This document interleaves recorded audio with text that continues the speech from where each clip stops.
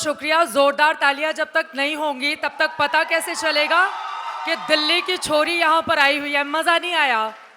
ये जेन जी वाले जो पीछे बैठे हुए हैं हर जगह आग लगाने को, जरा जोरदार तरीके से एक बार फिर से वेलकम कीजिए।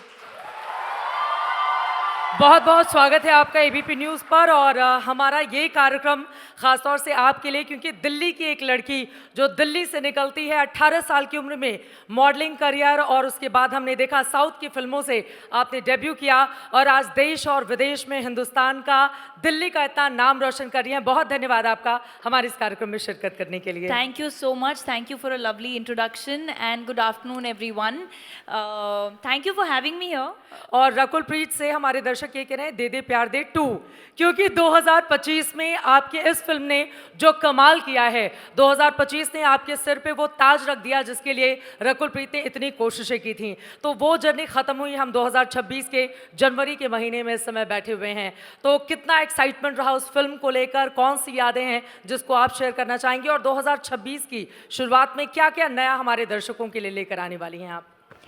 जैसा आपने कहा कि 2025 बहुत ही अच्छा साल था, बिकॉज दे दे प्यार दे 2 को इतना प्यार जनता ने दिया और आयशा के किरदार को बहुत प्यार दिया, एंड आई थिंक मेरे लिए मेरे कुछ किरदार होते हैं जो आपके लिए बहुत स्पेशल होते हैं। ऑफ कोर्स सारे होते हैं, बट कुछ आपको इतना प्यार देकर जाते हैं कि वो आपको लाइफ टाइम के लिए बहुत स्पेशल हो जाते हैं। एंड आयशा वैसा एक कैरेक्टर है, चाहे वो दे दे प्यार दे 1 थी या दे दे प्यार दे 2, और बहुत कम होता है ऐसा कि एक कमर्शियल फिल्म में आपको ऑथर बैक्ड रोल मिले जहाँ पर लड़की नैरेटिव फॉरवर्ड लेकर जा रही है। So I think for me role से लेके, फिल्म से लेके, ऑडियंस के प्यार से लेके सब कुछ उस फिल्म ने मुझे दिया। So I am very excited, very grateful, very happy.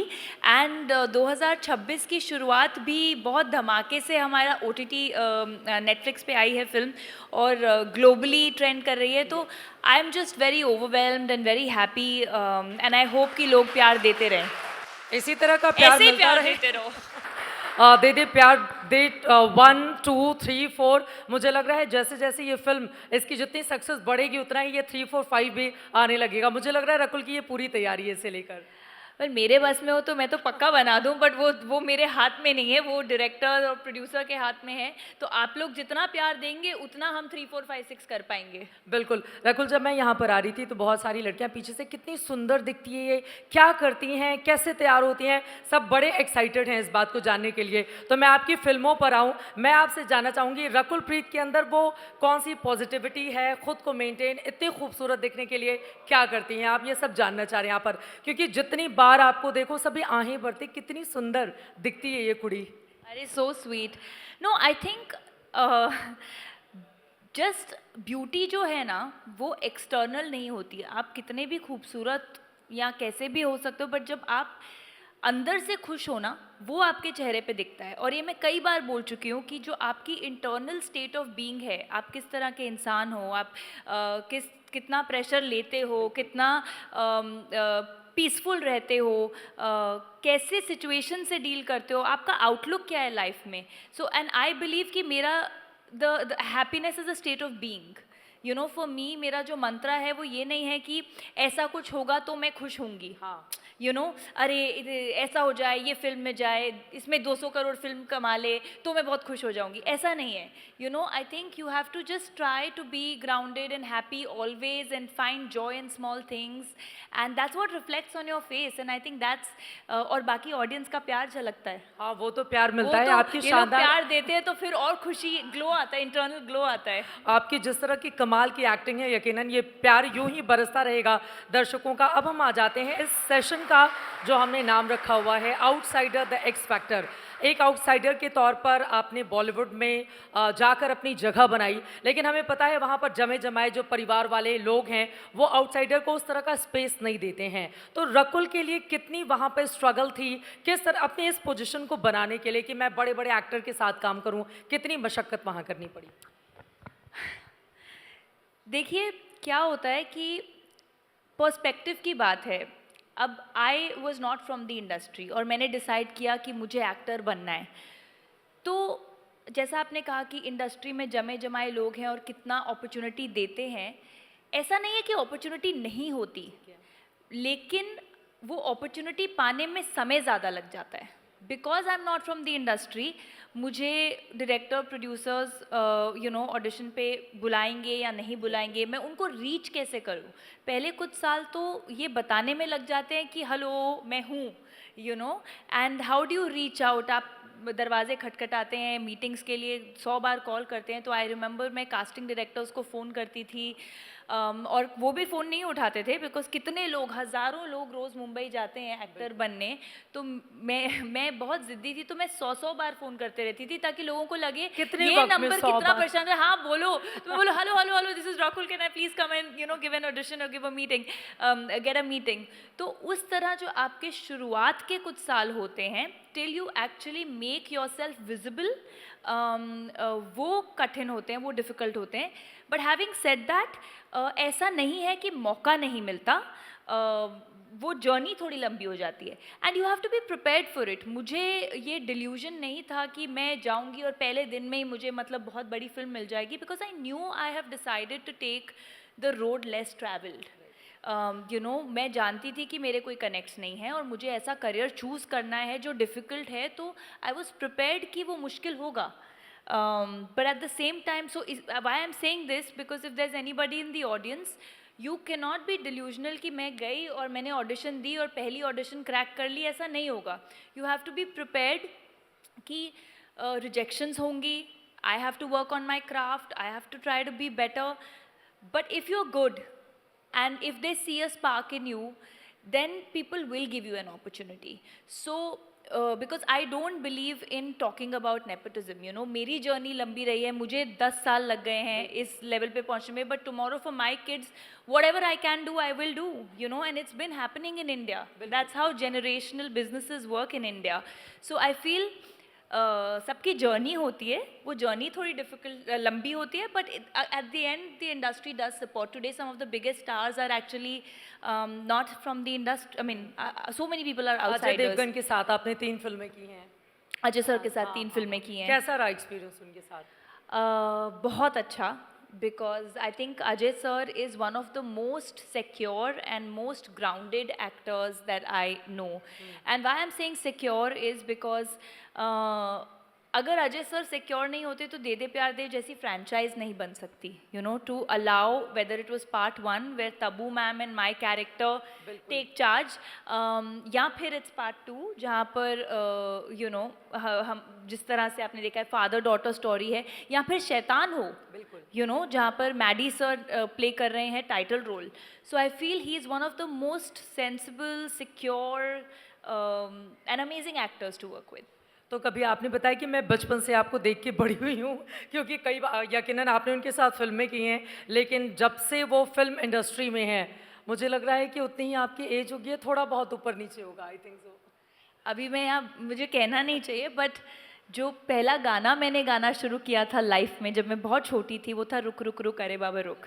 तो for me the circle of life was when I did De De Pyar De. I was like, wow, Tabu ma'am and Ajay sir, like I was obsessed with that song. But खैर film की कहानी भी वही है, so yes.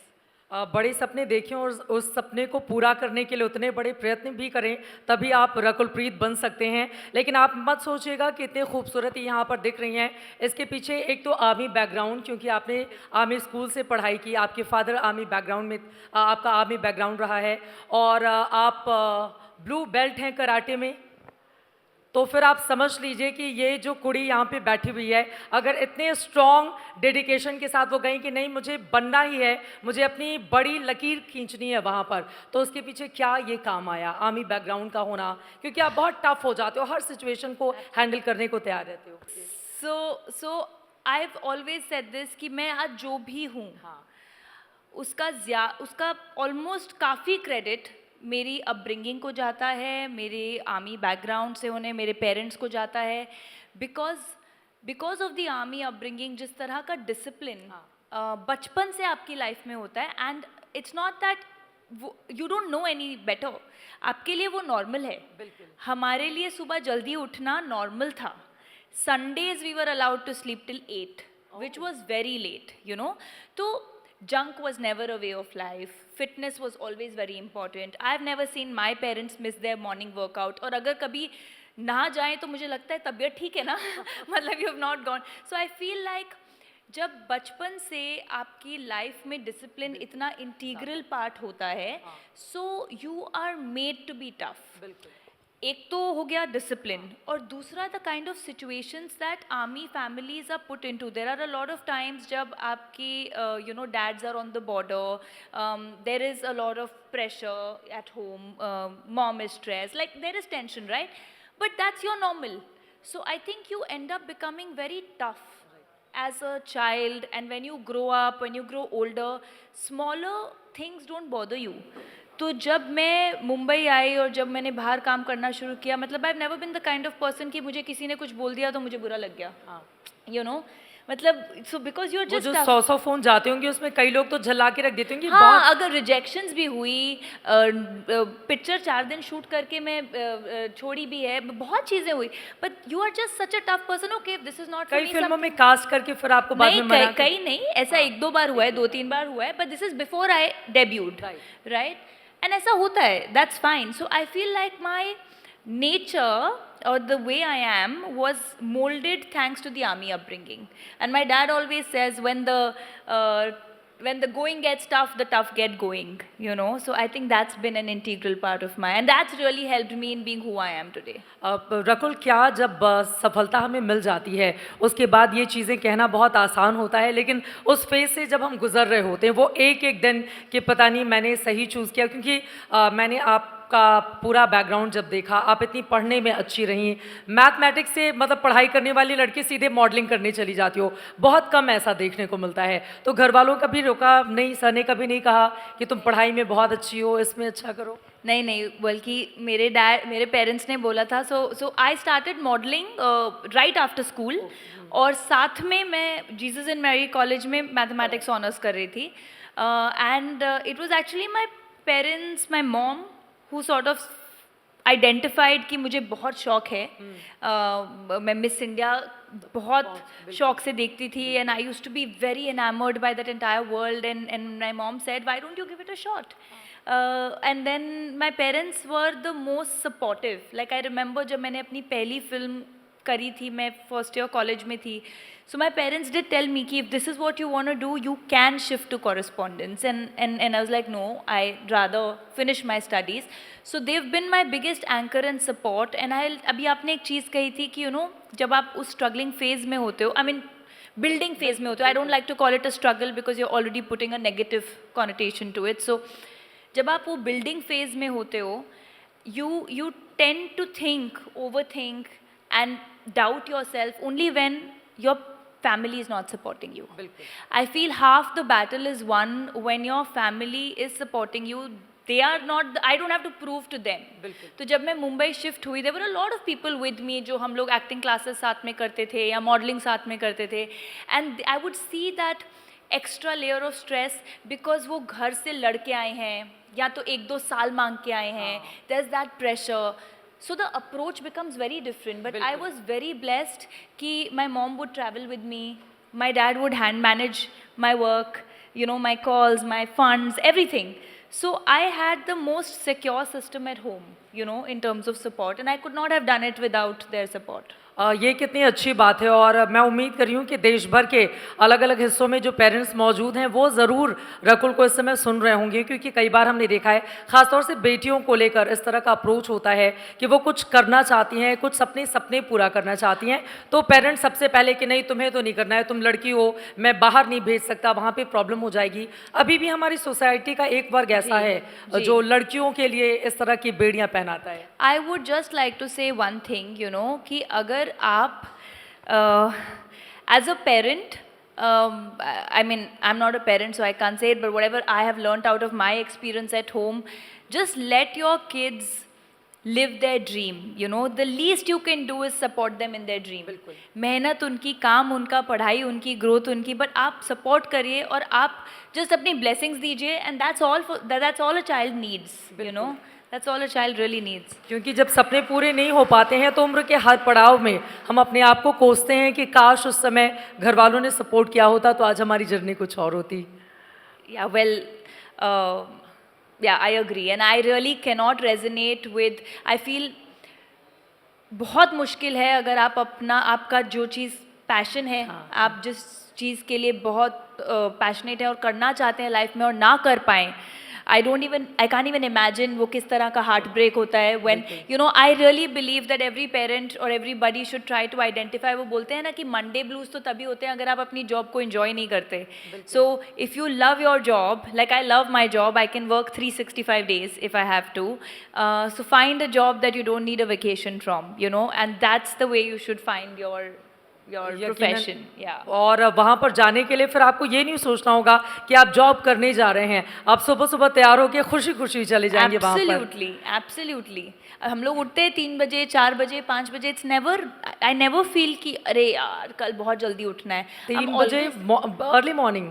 कभी कभी होता है when you have to take like 6 o'clock, not flight, shoot. Shoot के लिए. हाँ जी, कभी कभी कोई एरियाज होते हैं जहाँ पर 5:36 पे लाइट चले जाती है शाम को. So that means you can't shoot beyond 5:30. तो sometimes they want to roll at 6:30 with the first ray of sunlight, which means आपको 3 बजे उठ के 4 बजे रेडी होना शुरू करके 6:30 बजे शूट कर. So I am just trying to say that there are days you're working 6 p.m. to 6 a.m., right? Only when you love your job will you never feel the blues. बिल्कुल. अब मैं आ जाती हूँ पंजाबी फैमिली में आपका जन्म हुआ, लेकिन आपने साउथ के फिल्मों से अपने करियर की शुरुआत की. कन्नड़, तेलुगु, तमिल और बॉलीवुड में हिंदी फिल्में. तो सबसे ज़्यादा दिल के करीब कौन सी फिल्म आपको लगती है कि ये वाला किरदार जिसको मैं वास्तव में जीना चाहती थी और उससे मुझे बहुत प्यार नहीं, है? आई डोंट थिंक ऐसा हो सकता है, बिकॉज देखिए मेरी जर्नी में ना वो वही इनसाइड आउटसाइड वाली बात हो गई. क्योंकि जब आप इंडस्ट्री से नहीं होते, ऐसा नहीं था कि मेरे लिए एक फिल्म ने सब कुछ बदल दिया, right? Every film was like climbing up the ladder, you know, एक स्टेप फिर एक स्टेप. सो हर फिल्म की अपनी अहमियत है मेरी जर्नी में. So I think I am very grateful for everything, the good, the bad, the beautiful, every thing.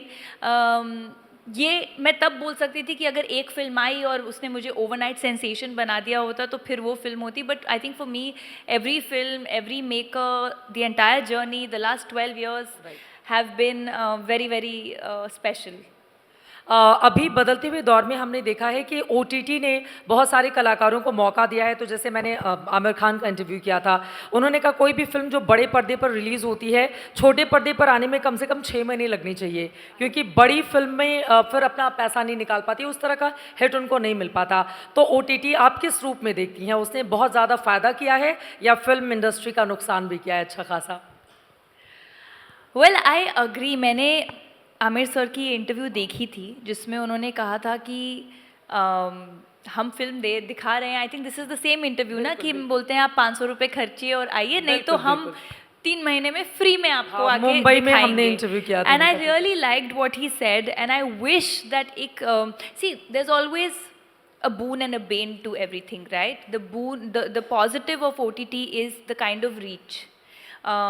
जिस तरह की व्यूअरशिप मिलती है, जिस तरह की रीच होती है, ज़्यादा लोग आपका कंटेंट देख पाते हैं और डिफरेंट काइंड्स ऑफ स्टोरीज़ के साथ आप एक्सपेरिमेंट कर सकते हैं. तो even as an actor the kind of platform that you get to sort of diversify with roles is immense. लेकिन जो उसका ड्रॉबैक है वो ये है कि films are coming too soon on OTT, and I absolutely agree कि 6 महीने से 8 महीने, 6 months to 1 year का एक पीरियड होना चाहिए, because the theatres and cinemas otherwise will bleed out. But I feel time and again, you know, जब भी कोई न्यू इन्वेंशन होती है, जब भी कोई न्यू टेक्नोलॉजी आती है, there are always those 2-3 teething years और फिर सब सिंक में आ जाता है. तो I think we are just going through those years where everything will finally align. And या कोई ऐसी फिल्म रही जो आपने की जो बहुत अच्छी फिल्म रही हो लेकिन वो चल नहीं पाई हो और उसका बहुत मलाल रहा हो? ऐसा होता है यार, अपने हिसाब से तो हम जो भी फिल्म करते हैं अच्छी करते हैं. नहीं, ये बहुत ख़राब है और ये करेंगे तो you don't think so. You love every film of yours. But I think one film जिससे मुझे बहुत उम्मीदें थी, जो मुझे लगा था कि बहुत अच्छा करनी चाहिए, वॉज रनवे 34. जिसमें अमित जी और अजय सर थे और मैं थी, and I thought it was a very different new kind of script. Again वो OTT पे बहुत चली. आई थिंक वी रिलीज्ड, अभी कोविड ख़त्म ही हुआ था, एंड रिव्यूज़ हमको बहुत अच्छे मिले थे, बट आई थिंक 50% ऑक्यूपेंसी थी उस टाइम पे. So the numbers, so sometimes अभी के टाइम में ऐसा नहीं है कि नंबर्स नहीं है तो वो फिल्म चली या ना चली. Somewhere the film still finds its audience. बिल्कुल. That's the benefit of OTT. So yeah, but I felt that theatrically, I wished that it did better. ठीक है. कई बार क्या ऐसा होता है, जैसे हमने आपके सोशल मीडिया का शुरू में ज़िक्र किया था कि जब हम निराश या किसी चीज़ से दुखी होते हैं तो हम कुछ लिख देते हैं कि मन की बात जो है वो लोगों तक पहुँचे. ऐसे ही बातें मैंने आपके इंस्टाग्राम अकाउंट्स पे देखी थी. तो क्या वही आउटसाइडर वाली बात आपने बहुत लंबी चौड़ी मतलब पोस्ट लिखी थी? मैंने? हाँ, मतलब कब? मैं आपको दिखाती हूँ. हाँ जिसमें प्लीज़. आपने नहीं लिखी है. नहीं, मुझे याद नहीं है. उस दिन कुछ सोचा होगा, पता नहीं. कभी ऐसा होता है कि दिमाग में, मैं आपको दिखा रही हूँ, जी. कभी दिमाग में कुछ चल रहा हो और फिर हम उसके बारे में बहुत ज़्यादा मतलब निराश होते हैं तो फिर कुछ बोल नहीं पाते हैं. नहीं नहीं नहीं.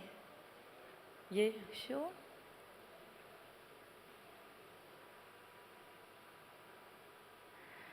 Oh no, this was a camp the thing going on जहाँ पर सारे outsiders एक दूसरे को आई थिंक टैग कर रहे थे और अपनी स्टोरी लिख रहे थे. सो दिस वाज नॉट कि मेरे कोई ऐसे दिल में, तो Bhumi had tagged me to share my story, and that's when I had shared my story of from standing in queues 2-2 घंटे की. आई थिंक मैं भूल भी गई हूँ, 1-1.5 साल पहले की बात है ये शायद. Auditions too multiple calls to.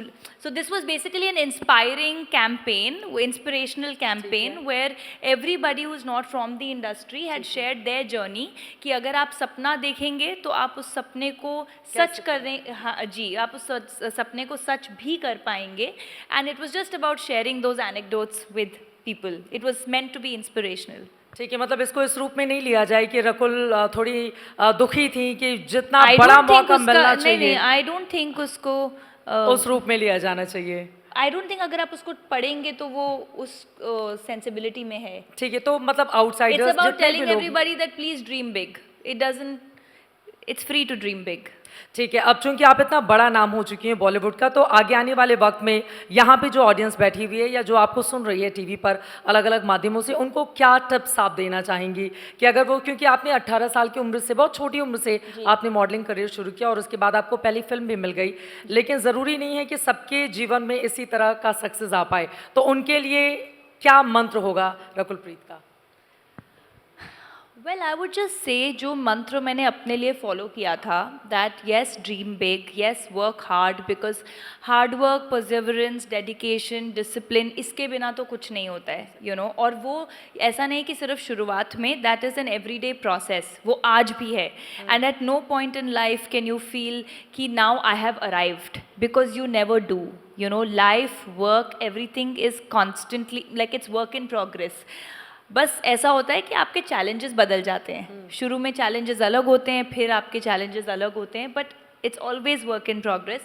And the only thing I'd like to say is that for new dreamers, for anybody who wants to be, अगर आप industry की बात करें, wants to be in the industry or even outside the industry, follow their passion, please do it by all means. But like I was saying, don't be delusional. When I started out, जैसे मैंने आपको कहा कि my parents had said shift to correspondence. The reason I did, if you want to, the reason I wanted to complete my education was मुझे मालूम था मैं industry से नहीं हूँ. What if I don't make it?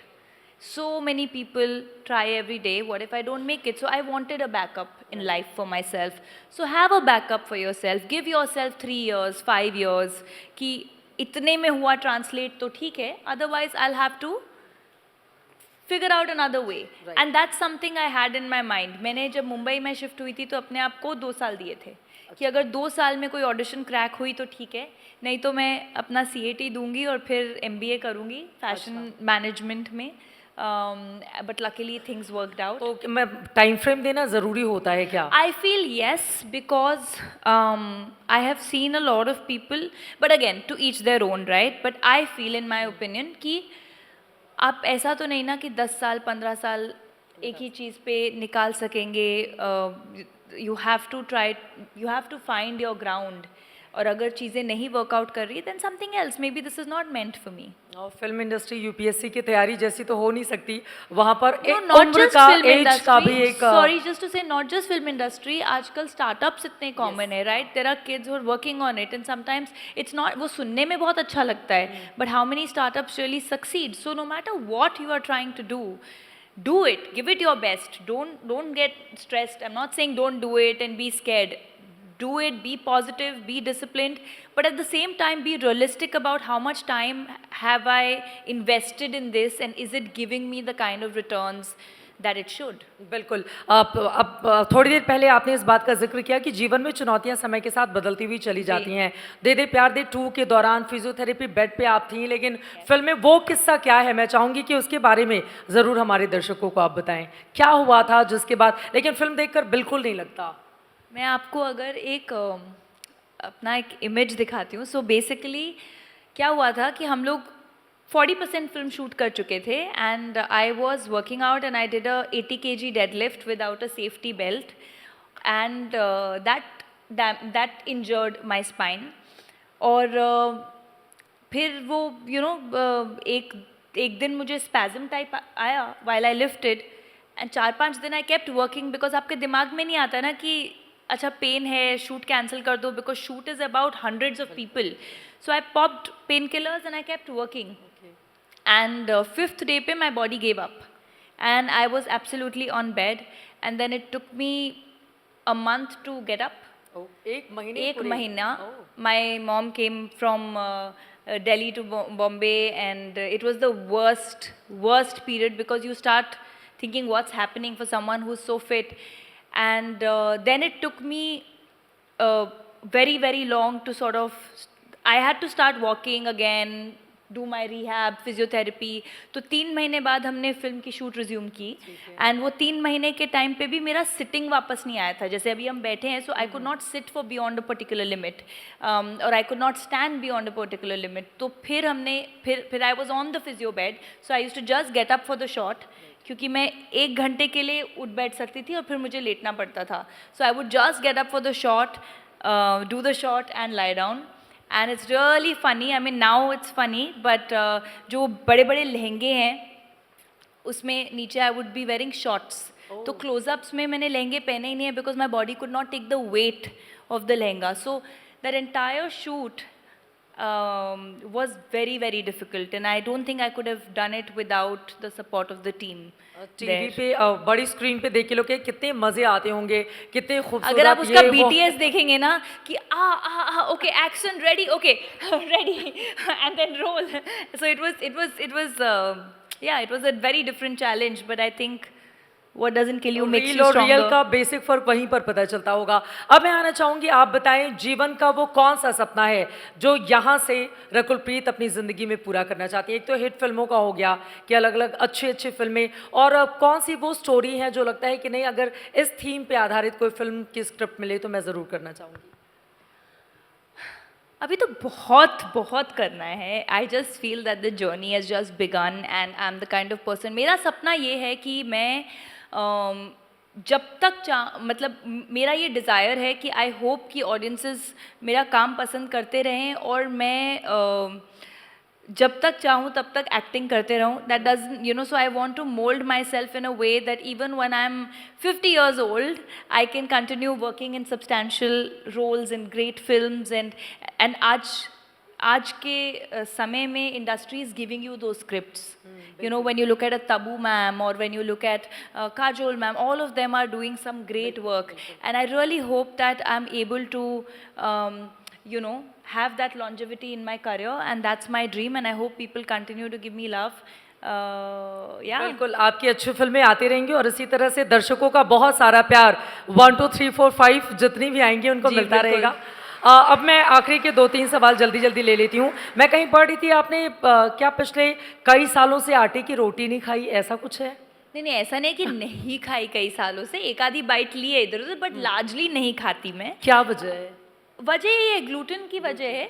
I see for me fitness wellness is a way of life. जैसा कि मैंने कहा कि इवन बचपन से हम लोगों के, हमें कभी फ्राइड खाना ऐसे नहीं दिया गया, या चलो बच्चों को चुप कराना है तो कोल्ड ड्रिंक दे दो या कुछ भी मीठा दे दो. That was never you know at our home, that wasn't done. सो हमारा जो जो पैलेट है मेरा, वो बहुत ही वेलनेस और हेल्दी ईटिंग का पैलेट है.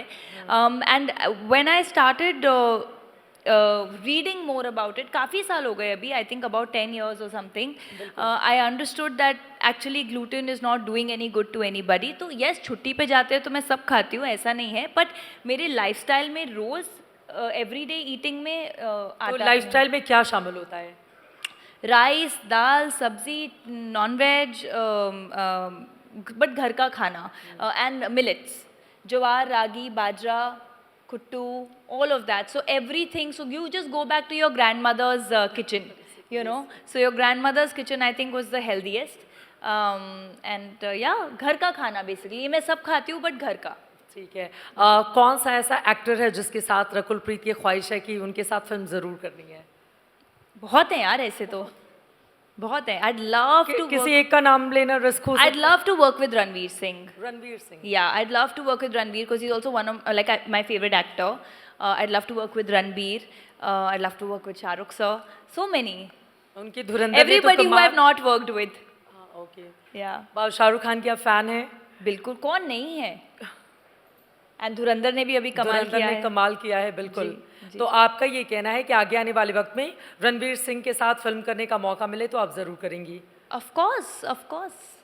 एक अच्छा प्रोजेक्ट अगर आएगा, and why not, I would love to. अभी पूरा का पूरा 11 महीने बाकी है, हम जनवरी के महीने में. आखिरी सवाल, यहाँ से कौन कौन सी ऐसी फिल्में हैं जो रकुल प्रीत लेकर आ रही हैं अपने चाहने वालों के लिए, फैंस के लिए? अभी नेक्स्ट मेरा रिलीज है पति पत्नी और वो दो, जो आने वाली है. वो आयुष्मान दो, के ये दो का आंकड़ा कुछ ज़्यादा सूट कर है क्योंकि वो दो हैं, right. So it's a comedy, and Ayushman है उस फिल्म में. एंड उसके बाद एक और फिल्म है जिसके बारे में अभी बात नहीं कर सकती, बट वो एंड ऑफ द ईयर, क्योंकि मुझे अलाउड नहीं है. सो जिसके बारे में मैं बाद में बात करूंगी, but this year there would be about 2 to 3 releases. किन चीज़ों का शौक है आपको मुझे एक्टिंग के अलावा? मुझे खाने का बहुत शौक है. मुझे of course like fitness, I spoke about wellness, I love travelling, I love reading, I love playing golf. So yeah. ठीक है. अब चलते चलते 2 लाइन के मंत्र के साथ हम इस कार्यक्रम का समापन करना चाहेंगे. वो कौन सी आदतें हैं जिसको रकुल प्रीत खुद से बहुत प्यार करती हैं और वो चाहती हैं कि जो सामने ऑडियंस बैठी हुई है वो भी उस बात को ज़रूर अपनाए? खुद की आदतें. Wow. I would just say discipline. या लाइफ में अगर the basis of everything is discipline, and if you are really discipline, तो फिर आप बाकी सब कुछ कर सकते हैं. एंड डिसिप्लिन खाने में आता है, डिसिप्लिन सोने में आता है, डिसिप्लिन कितना टाइम आप मोबाइल पर वेस्ट करते हैं उसमें आता है. So discipline has many pillars, and I think that's the core of it all. Mobile पे कम समय देती हैं आप, क्योंकि ये सच बात है कि सोशल मीडिया के ज़माने में, और सोशल मीडिया में ये जो ट्रोलिंग होती है वो कभी परेशान करती है या लगता है नहीं नहीं अच्छा चल रहा है? No, I think I have learn to just turn a deaf ear, because आप परफेक्ट नहीं हो सकते.